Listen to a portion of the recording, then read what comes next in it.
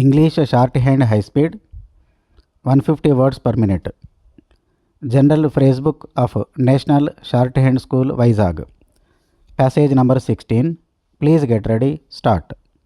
Mr. Chairman Sir, on behalf of the Board of Governors, faculty, staff and students of the Institute, central and state governments who are supporting this institute, and on my own behalf, I have great pleasure in welcoming you to the annual convocation of the Institute. We are particularly grateful to the Honorable Minister for Education and Social Welfare for having consented to deliver the convocation address this year. He is visiting the city for the first time after assuming office in the Central Cabinet. I welcome him on behalf of the citizens of the city as well. He is a scholar, educationist, administrator and a leader. Many of us are aware of his contribution, ideas on education and related matters. It is indeed a good fortune of this institute that he is with us today. I wish to point out that this institute has perspectives and programs in keeping with some of the ideas which you personally have declared and the current thinking in the country on education, training and research. A large number of eminent persons from the government, industry, professions and public at large have kindly responded to our invitation today. It is a source of encouragement to this institute that so many of you have found it possible to attend this important function. This institute is supported by public funds and, as it would be seen from the director's report later, it has been striving to make its programs and perspectives as useful to society as possible. Therefore, it is in the fitness of things that the board, faculty and staff need encouragement and support from the environment in order to sustain their enthusiasm and interest in such an orientation. I and my fellow colleagues in the Board of Governors welcome you on this happy occasion to witness the second batch of graduates who are passing out. It is particularly a source of satisfaction to us that most of the graduates have already found placement in industry and that too most of them are in the public sector, which is the core of our economy. Sir, I wish to take this occasion to express my appreciation of the members of the board, faculty and staff of the institute who within a short period have built a full-fledged institution comparable in operations to other institutions in the country. I recall that this institute was inaugurated about 4 years ago when my predecessor had declared a set of objectives and programs. I am happy to inform all of you that the institute tried their best to fulfill the tasks set before them. One should recognize that getting involved in the management aspects of sectors such as agriculture, rural development, power, habitat, education, health, etc. are not easy. These are sectors where sufficient knowledge in application of management services is not easily available. I also feel that the men in charge of these sectors have not fully appreciated the significance of what management can do for them.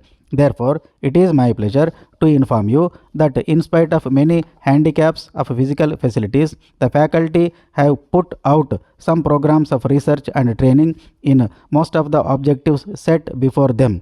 It is a source of satisfaction to the board, the government as well as to the public at large that the institute is trying to take a new path. It also happens that this new direction is in keeping with the current thinking in the country regarding programs to be adopted in economic and social development. Our special emphasis is on agriculture and rural development. We have done a number of interesting studies including modernization of bullock cart, soil distribution, land use policy, use of steel in rural areas, animal husbandry and dairy development, drug distribution for primary health centers, nutrition levels in villages, and a number of projects concerned with the non-organized sector such as socially handicapped women, construction workers and hotel workers. The idea of these studies is to devise a system whereby the non-organized sector can reach the development process to some extent. Our faculty have specialists in economics, production, statistics and so on. During the past few years, the institute has been accepting cash prizes and medals on an year-to-year basis.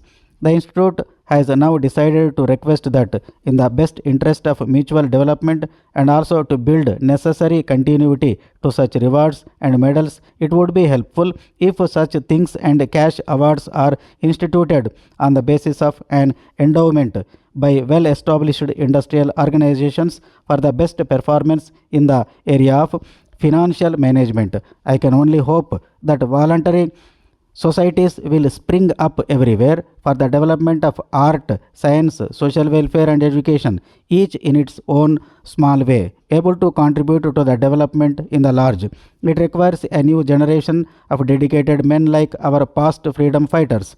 I wonder if management scientists can help in this process, because the country can never progress without people taking active part in the development process with a natural feeling for it rather than by government ordinances, at least in the society which we have defined for ourselves. I also wish to put in a word of congratulations and appreciation to the students of this year. I am particularly happy that they have been given orientation in social responsibility and in social awareness of the problems of the country, which need a different kind of attitude and skill. I do hope that all of them will keep in view that whatever be their career interest, they will not sacrifice the country's interest.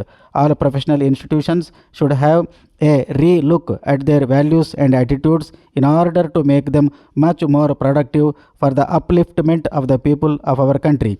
I am sure that the students who are graduating would bear in mind that it is their duty to serve their country as they have been educated at public expense.